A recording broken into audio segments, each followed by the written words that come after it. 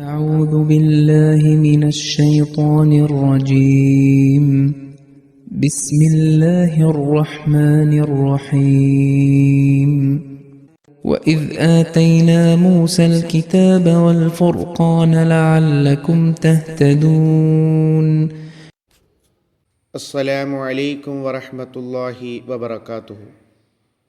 നാം ഇപ്പോൾ ഓതിക്കേട്ട ആയത്ത് സൂറത്തുൽ ബഖറയിലെ 54-ാമത്തെ വചനമാണ്. ഈ ആയത്തിൻ്റെ തഫ്സീറാണ് നടന്നുകൊണ്ടിരിക്കുന്നത്. അർത്ഥം ഇപ്രകാരമാകുന്നു: നിങ്ങൾ സന്മാർഗം പ്രാപിക്കുന്നതിനായി മൂസാക്ക് നാം ഗ്രന്ഥവും സത്യാസത്യ വിവേചന ദൃഷ്ടാന്തങ്ങളും പ്രദാനം ചെയ്ത സന്ദർഭവും ഓർക്കുക. കഴിഞ്ഞ ദർസിൽ ഫുർഖാൻ എന്ന പദത്തെ ആസ്പദമാക്കിയായിരുന്നു സംസാരിച്ചിരുന്നത്. അതായത് പറയുകയുണ്ടായി, ഒന്നോ രണ്ടോ ദൃഷ്ടാന്തങ്ങളിൽ മാത്രം പരിമിതപ്പെടുത്താൻ ഈ ഫുർഖാൻ എന്ന വാക്കിന് സാധിക്കുകയില്ല എന്ന്. തുടർന്ന് ഖലീഫത്തുൽ മസീഹ് സാനി റളിയല്ലാഹു തആല അൻഹു പറയുന്നു, എല്ലാ പ്രവാചകന്മാർക്കും അള്ളാഹുവിൻ്റെ ഭാഗത്ത് നിന്ന് എന്തെങ്കിലുമൊക്കെ ശരീഅത്ത് നൽകപ്പെടുന്നു. അതായത് പഴയതോ പുതിയതോ ആയ ഏതെങ്കിലും ശരീഅത്ത്. ഇവിടെ പഴയത് എന്നതുകൊണ്ട് അർത്ഥമാക്കുന്നത് ചില പ്രവാചകന്മാർക്ക് മുൻകഴിഞ്ഞ പ്രവാചകന്മാരുടെ ശരീഅത്തിനെ അനുഗമിക്കാനുള്ള കൽപ്പനകൾ നൽകപ്പെട്ടിട്ടുണ്ട്. അതാണ് ഇവിടെ പഴയ ശരീഅത്ത് എന്നതുകൊണ്ട് അർത്ഥമാക്കുന്നത്. അതുപോലെ തന്നെ അവർക്ക് ഫുർഖാനും നൽകപ്പെടുന്നു. അത് മുഖേന സത്യവും അസത്യവും തമ്മിൽ വ്യത്യാസം ഉണ്ടാകുന്നതിന് വേണ്ടി. ഈയൊരു ഫുർഖാൻ തന്നെയാണ് യഥാർത്ഥത്തിൽ അവരുടെ അഥവാ പ്രവാചകന്മാരുടെ സത്യസന്ധത തിരിച്ചറിയാനുള്ള മാർഗവും. ഈയൊരു കാര്യം മനസ്സിലാക്കാത്തത് കൊണ്ടാണ് എല്ലാ കാലഘട്ടങ്ങളിലും ആളുകൾ സത്യവാന്മാരായ പ്രവാചകന്മാരെ നിഷേധിക്കുന്നത്, അല്ലെങ്കിൽ നിരാകരിക്കുന്നത്, അല്ലെങ്കിൽ കള്ളപ്രവാചകന്മാരുടെ വഞ്ചനയിൽപ്പെട്ടത്. അള്ളാഹുവിൻ്റെ പ്രവാചകന്മാരുടെ സത്യസന്ധത ഏതെങ്കിലും ഒരു കാര്യത്തെ അടിസ്ഥാനമാക്കിയിട്ടുള്ളതല്ല. നേരെ മറിച്ച് ഒരുപാട് തരത്തിലുള്ള തെളിവുകൾ അവർക്ക് നൽകപ്പെടുന്നു. അത് മൊത്തത്തിൽ അവരുടെ സത്യസന്ധതക്കുള്ള അവരുടെ മഹോന്നതമായിട്ടുള്ള സ്ഥാനത്തിനെ സാക്ഷ്യപ്പെടുത്തുന്നു.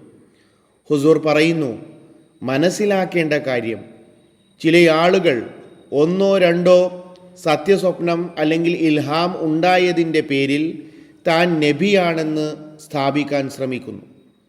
എന്നാൽ സ്വപ്നങ്ങളും ഇൽഹാമുകളും സാങ്കല്പികമായതാവാം, രോഗങ്ങളുടെ ഫലമായിട്ടുള്ളതാവാം, നൈസർഗികമായതാവാം, പൈശാചികമായതാവാം, റഹ്മാനിയുമാവാം.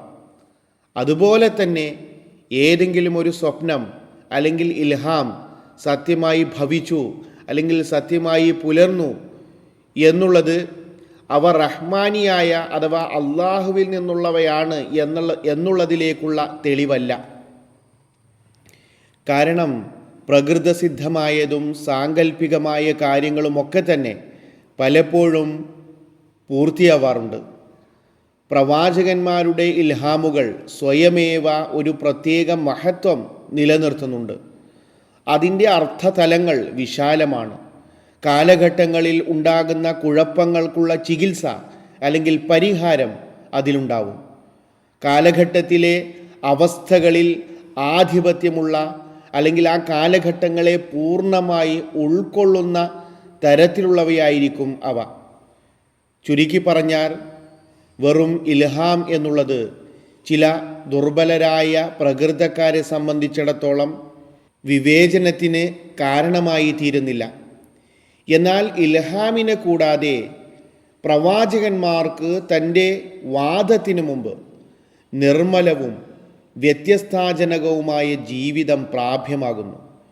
വിശുദ്ധ ഖുർആൻ നബി സല്ലല്ലാഹു അലൈഹി വസല്ലമയുടെ ആ പവിത്ര ജീവിതത്തെ സംബന്ധിച്ച് പറയുന്നു, ഫഖദ് ലബിസ്തു ഫീകും മിൻ ഖബ്ലിഹി അഫലാ തഅഖിലൂൻ. ചുരുക്കി പറഞ്ഞാൽ ഇൽഹാമിൻ്റെ സത്യസന്ധതയും ഒരു തെളിവ് തന്നെയാണ്. എന്നാൽ ആ വാദത്തിനു മുമ്പുള്ള ജീവിതത്തിൻ്റെ പരിശുദ്ധിയും ഒരു മർമ്മപ്രധാനമായ തെളിവാണ്. ഈ രണ്ട് തെളിവുകളും കൂടിച്ചേർന്നുകൊണ്ട് സത്യത്തിൻ്റെ മൂന്നാമതൊരു തെളിവ് വെളിപ്പെടുന്നു. അത് സ്വയമേവ പ്രൗഢമായതാണ്. അതിനെയാണ് ഫുർഖാൻ എന്ന് പറയുന്നത്. പിന്നെ നബി സല്ലല്ലാഹു അലൈഹി വസല്ലമിൻ്റെ സത്യസന്ധതയ്ക്കുള്ള ഒരു തെളിവിനെ സംബന്ധിച്ച് വിശുദ്ധ ഖുർആൻ ഇപ്രകാരം പ്രസ്താവിക്കുന്നു: നിങ്ങൾ നബി സല്ലല്ലാഹു അലൈഹി വസല്ലമയിൽ വിശ്വസിച്ചവരെ നോക്കുക, അവർ സ്വയമേവ വലിയൊരു തെളിവാണ്. മനുഷ്യർ വ്യത്യസ്ത തരത്തിലുള്ളവരാണ്. ചിലർ ദുസ്വഭാവക്കാരായിരിക്കും, ചിലർ ജാഹിൽ അഥവാ അജ്ഞരായിരിക്കും. അത്തരത്തിലുള്ള ആളുകൾ വളരെ വേഗം ഇത്തരത്തിലുള്ള വഞ്ചനയിൽ അല്ലെങ്കിൽ ചതിയിൽ പെട്ടുപോകും. എന്നാൽ നബി സല്ലല്ലാഹു അലൈഹി വസല്ലമിൽ വിശ്വസിച്ചിരുന്ന ആളുകളിൽ അവർ സ്വയം തങ്ങളുടെ ദേശത്ത് കലയും ബുദ്ധിയും അറിവും കാരണത്താൽ പ്രത്യേകമായ സ്ഥാനം കരസ്ഥമാക്കിയ ആളുകളായിരുന്നു. അവർ നബി സല്ലല്ലാഹു അലൈഹി വസല്ലമിൽ വിശ്വസിച്ചു എന്നുള്ളത് നബി സല്ലല്ലാഹു അലൈഹി വസല്ലമയുടെ സത്യസന്ധതയ്ക്കുള്ള വലിയ തെളിവാണ്. അതുപോലെ തന്നെ ശത്രുക്കളുടെ നാശവും നബി സല്ലല്ലാഹു അലൈഹി വസല്ലമയുടെ സത്യസന്ധതയ്ക്കുള്ള തെളിവായി അള്ളാഹു പറയുന്നു. ഇതും സ്വയമേവ ഒരു ശക്തമായ തെളിവാണ്. എന്നാൽ ഇത് നേരത്തെ പറഞ്ഞ 3 തെളിവുകളുമായി കൂടിച്ചേരുന്ന സമയത്ത് അത് അതിനേക്കാൾ കൂടുതൽ മഹത്വമുള്ളതായി മാറുന്നു. അതുപോലെ തന്നെ മുഹമ്മദ് റസൂലുള്ളാഹി സ്വല്ലല്ലാഹു അലൈഹി വസല്ലമയുടെ സത്യസന്ധതയ്ക്കുള്ള മറ്റൊരു തെളിവ്, ഈ കാലഘട്ടത്തിൽ എന്തെല്ലാം പ്രശ്നങ്ങൾ അല്ലെങ്കിൽ എന്തെല്ലാം കുഴപ്പങ്ങളാണോ ഉടലെടുക്കുന്നത് അതിനെ ദൂരീകരിക്കുന്നു.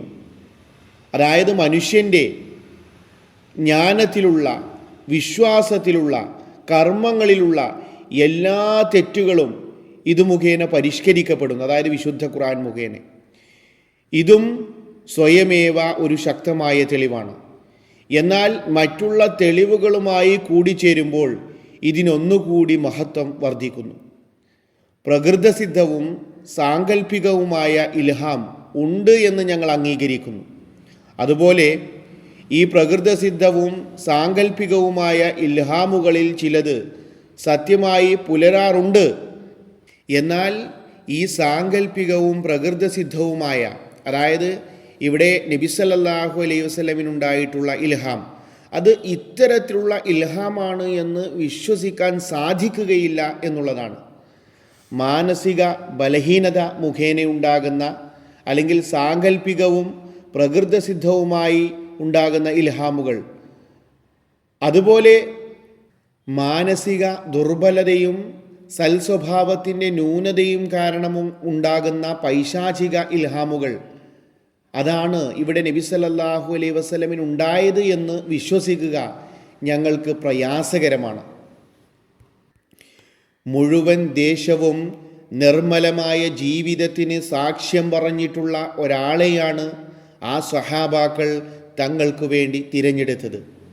ഇനി മുഴുവൻ ദേശവും ഇത്തരത്തിൽ നിർമ്മല ജീവിതത്തിന് സാക്ഷ്യം പറഞ്ഞിട്ടുള്ള ഒരാൾക്കാണ് ഇത്തരത്തിൽ പ്രകൃതസിദ്ധവും സാങ്കല്പികവും പൈശാചികവുമായിട്ടുള്ള ഇൽഹാം ഉണ്ടായത് എന്ന് വിചാരിക്കുക. അങ്ങനെയാണെങ്കിൽ നോക്കുക, ഒരു ഉദാഹരണം മുസ്ലിമോട് പറയുകയാണ്. ഒരു ആചാര്യനുണ്ടായിരുന്നു. അദ്ദേഹത്തിൻ്റെ മാനസിക നില തകരാറിലായി. എന്നിട്ടും ആ ദേശത്തുള്ള വളരെ ബുദ്ധിമാന്മാരായിട്ടുള്ള ഒരു വിഭാഗം ആളുകൾ അദ്ദേഹത്തെ അടുത്തറിഞ്ഞിരുന്നു. അവരുടെ സ്വന്തം ബുദ്ധി തന്നെ അദ്ദേഹത്തിൻ്റെ സത്യസന്ധതയ്ക്ക് സാക്ഷ്യം നൽകുകയുണ്ടായി എന്ന് വിശ്വസിക്കുക വളരെയധികം പ്രയാസമുള്ള കാര്യമാണ്. ഇനി ഇതും അംഗീകരിച്ചു എന്നിരിക്കട്ടെ, അവർക്ക് തെറ്റുപറ്റിപ്പോയി. എന്നാൽ ഈ ഒരു കാര്യം വിശ്വസിക്കുക എന്നുള്ളത് എത്ര അസാധ്യമായിട്ടുള്ള ഒരു സംഗതിയാണ്. അതായത് ആ കാലഘട്ടത്തിലെ തെറ്റായ ചിന്താഗതികൾ, അത് വിശ്വാസപരമോ വൈജ്ഞാനികപരമോ കർമ്മപരമോ ആയിക്കോട്ടെ, അവയുടെയൊക്കെ പരിഷ്കരണം ആ വ്യക്തി മുഖേന, അതായത് മാനസിക നില തകരാറിലായ പൈശാചിക ഇൽഹാമുണ്ടാകുന്ന ഒരാൾക്ക് സാധ്യമായി എന്ന് പറയുന്നത് ഒരിക്കലും തന്നെ വിശ്വസിക്കാൻ സാധിക്കുകയില്ല.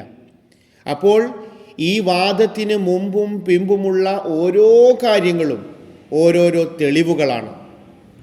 ഇത്രയും ലക്ഷക്കണക്കിന് കോടിക്കണക്കിന് കാര്യങ്ങൾ ഒരാളുടെ അസ്തിത്വത്തിൽ സമ്മേളിക്കുക എന്നത് യാദർശികമാണ് എന്ന് പറയാൻ സാധിക്കുകയില്ല. ഈയൊരു സമ്മേളനത്തിൻ്റെ പേരാണ് ഫുർഖാൻ എന്നുള്ളത്.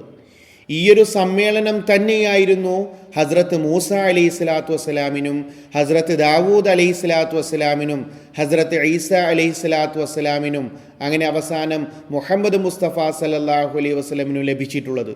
അതുപോലെ ഈയൊരു സമ്മേളനം തന്നെയാണ് അഹ്മദിയ മുസ്ലിം ജമാഅത്തിൻ്റെ വന്യസ്ഥാപകരായ ഹസ്രത്ത് മസീഹെ മൗദ് അലൈഹി സ്വലാത്തു വസ്സലാമിനും ലഭിച്ചിട്ടുള്ളത് എന്ന് സയ്യിദ്ന ഹസ്രത്ത് മുസ്ലിഹ് മൗദ് റളിയല്ലാഹു തആല അൻഹു പറയുന്നു.